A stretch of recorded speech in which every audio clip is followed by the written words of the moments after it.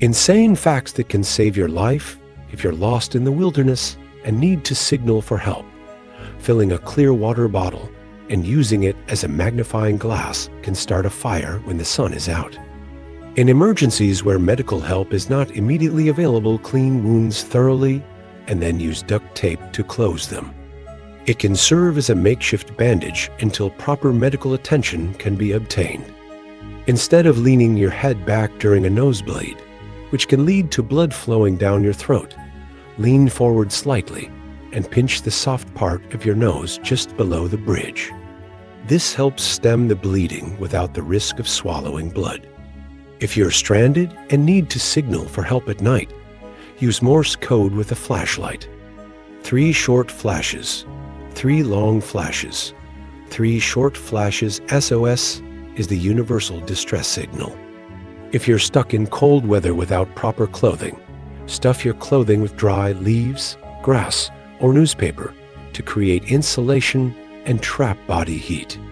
Condoms are incredibly versatile in survival situations.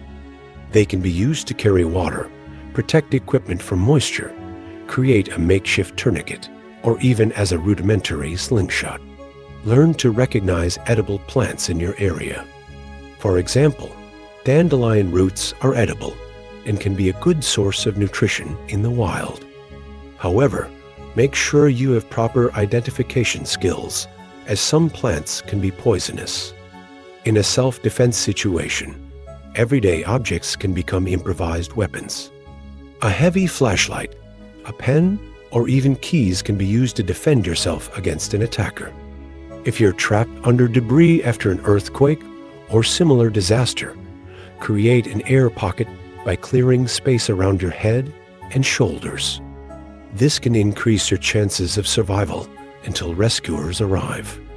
Knowing basic first aid skills like CPR, the Heimlich maneuver, and how to stop bleeding can save lives in emergencies.